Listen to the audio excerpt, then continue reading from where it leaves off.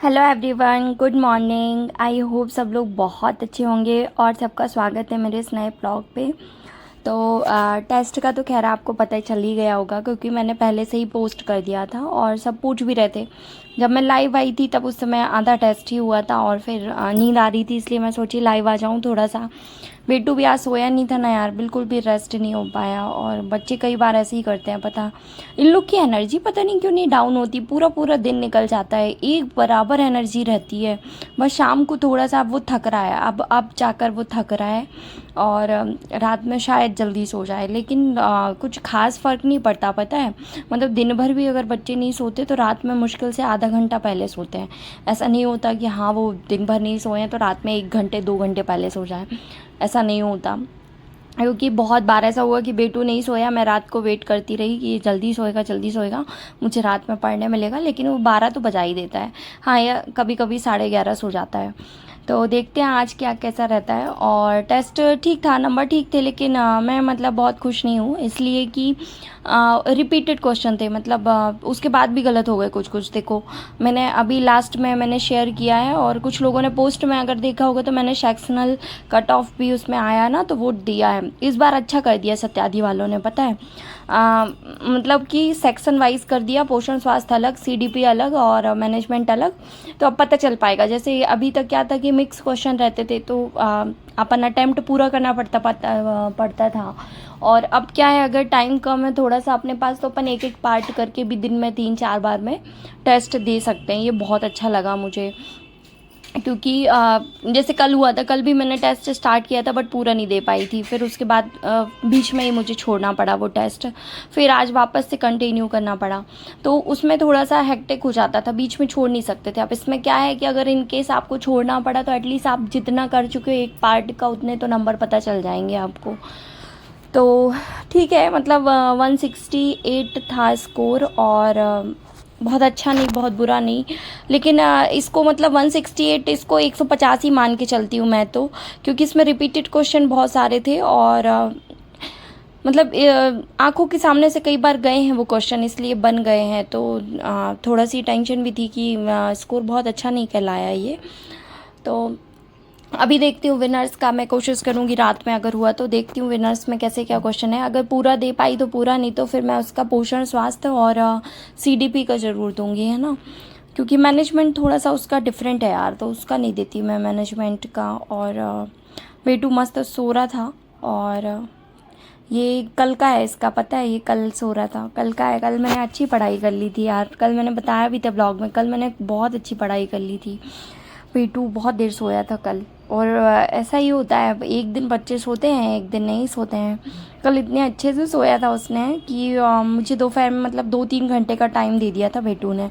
थका हुआ था और बहुत देर सो गया था, और आज है तो भैया सोए ही नहीं, तो आज तो टाइम ही नहीं दिया इसने मुझे। और पता है, एक्ट का उस दिन मैंने बताया था काफ़ी सारे एक्ट की कौन कौन से पढ़ने हैं। और कल जब मैं बैठी थी ना, तो कल मुझे एक नया एक्ट मिला जो कि शायद अभी किसी कोचिंग वालों ने भी नहीं कराया। PYQ में मिला था मुझे, मतलब लेकिन जब मिला था तब मैं उस दिन नहीं बैठ पाई थी पढ़ने, तो छूट गया था। फिर कल मैंने वो एक्ट किया। वो पता है क्या नाम है उसमें, स्त्री का अशिष्ट रूपण प्रतिषेध अधिनियम, मतलब इंग्लिश में थोड़ा आसान है इसका नाम।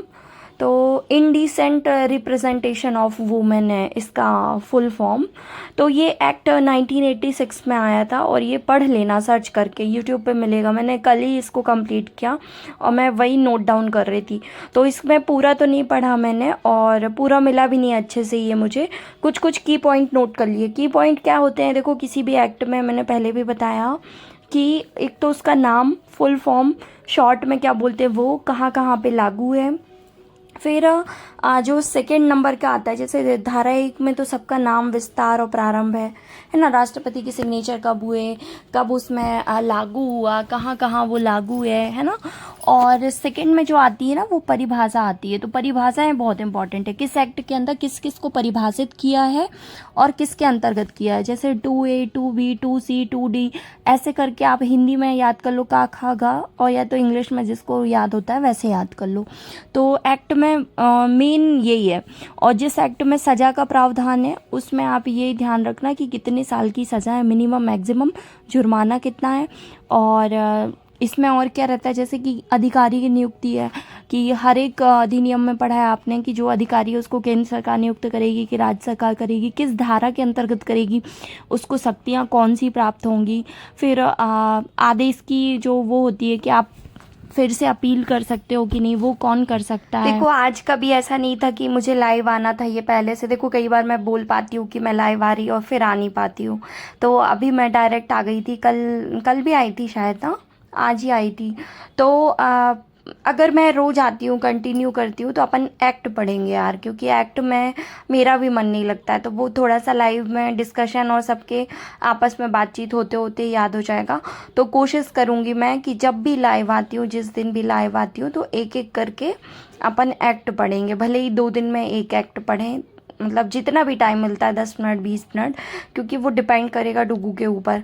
तो क्योंकि मेरी भी पढ़ाई थोड़ा सी कम हो रही है ना, तो कोशिश करूँगी कि जैसे जब मैं बैठती हूँ तो फिर, लेकिन फिर अगर मैं लाइव आऊँगी तो उस पर डिस्कशन अपन एक्स्ट्रा वाला नहीं करेंगे, है ना। फिर उस पर सीधे पढ़ाई वाला डिस्कशन करेंगे और सीधे पढ़ाई करेंगे, है ना।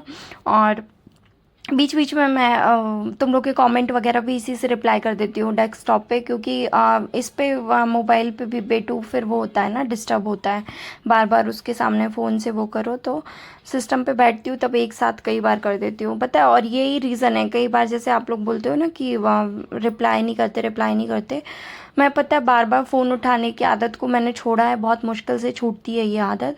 और पढ़ाई के लिए ज़रूरी है यार, पता है, इसलिए मैं ना उसको छोड़ चुकी हूँ। और मैं अभी ये क्लास देख रही थी शिरीन मैम की, मैंने बताया ना, मैंने लगभग क्लास बंद कर दी है, पुरानी रिवाइज़ कर रही हूँ। ये भी पुरानी क्लास है, मतलब काफ़ी पुरानी क्लास है, मैंने देखी थी तो मैं फिर से उसको रिवाइज़ कर रही थी कि एक बार हो जाएगा रिवीजन। और घर पे आज हॉल पे काम लगा है, तो साफ़ सफाई चल रही है बेटू का, इसीलिए मन नहीं लगता अंदर, क्योंकि बाहर सब सामान यहाँ वहाँ हो रहा है, तो उसका बाहर ही मन लगता है, बाहर ही भागता है वो बार बार।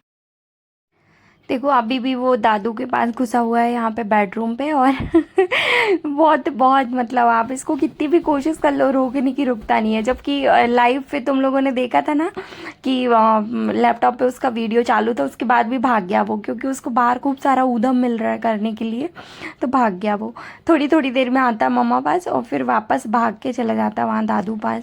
तो कंटिन्यू उसका यही चलता है यार, लिटरली यार। मतलब पता, मोटिवेशन के लिए तो बच्चे ही सबसे बड़ा मोटिवेशन होते हैं। मतलब सामने रहते, इनको थकान ही नहीं लगती यार, कितना भागते हैं ये, दिन भर भागते हैं। मतलब मेरे रूम से उस साइड जाने में फिर भी काफ़ी चलना पड़ता है, मतलब बच्चे के हिसाब से। तो उसके बाद वो पता है दिन भर में 20 बार 40 बार यहाँ से अंदर से बाहर, बाहर से अंदर होता रहता है, और उसको बहुत मज़ा आती है, थकता नहीं है यार वो। जबकि अपन लोगों को थकान लग जाती है, पर बच्चों को बिल्कुल थकान नहीं लगती भाई। बहुत मतलब इतनी एनर्जी पता नहीं भगवान ने इनको कैसे दे रखी है, बहुत ज़्यादा एनर्जी है इन लोगों के पास में। सच में पता है, जिस दिन बहुत ज़्यादा थकती हूँ ना, मैं बेटू को देख के सोचती हूँ यार ये क्यों नहीं थकता यार, इसके पास इतनी एनर्जी है, फिर मुझे भी बैठना चाहिए, पढ़ना चाहिए। तो इसलिए बैठ जाती हूँ फिर वापस से कि यार पढ़ना चाहिए। बच्चे नहीं थकते, अपन क्यों थक जाते हैं। वो बात वही है, पता है, अपने ब्रेन में चलता रहता है कुछ कुछ, इसलिए अपन ज़्यादा थकते हैं। बच्चों के ब्रेन में कुछ चलता नहीं है। अपन ने पढ़ा भी तो है कि शैशवावस्था में संवेग आते हैं और जाते हैं, और अपन लोगों की। तो ये था मेरा टेस्ट, और ऑलमोस्ट ख़त्म हो गया है, मतलब लगभग सारे क्वेश्चन अटेम्प्ट हो गए हैं, और मैं इसको सबमिट कर रही हूँ। तो ये मैंने वीडियो इसीलिए लिया था कि तुम लोग देख पाओ। और तो ये बस रिज़ल्ट वैसे मैंने शेयर कर दिया है, तो दिखाना क्या, आपको तो पता ही चल गया होगा क्योंकि पोस्ट से देख लिया आपने। बट फिर भी जैसे कुछ लोगों की नज़र नहीं पड़ती पोस्ट में, तो इस पे देख लेना। और अच्छा लगा, मतलब पोषण स्वास्थ्य में मेरे को उम्मीद नहीं थी यार, मतलब रिपीटेड क्वेश्चन तो बनना चाहिए था। मैंने फिर भी देखो सिली मिस्टेक होती है, यही अपन को पता है फाइनल एग्ज़ाम में भी होने वाली है, सबसे होने वाली है। तो टेस्ट देने से प्रॉफिट यही है कि कम हो जाती है। देखो पोषण में 48 है और सेकंड पार्ट में 45 है, थर्ड में 39 और फोर्थ में 36। तो सीडीपी में मेरे नंबर कम हुए हैं, 36 हुए हैं, जबकि आज सीडीपी के क्वेश्चन अच्छे थे, मतलब नंबर आने चाहिए थे, लेकिन सीडीपी में मेरे कम हुए हैं, 36 हुए हैं। तो जबकि सेकंड पार्ट में मेरे कम आते थे, पता है, सेकंड पार्ट में मेरे 38 39 आते थे। आज शायद इसके कारण आ गए होंगे मैथ्स रीजनिंग।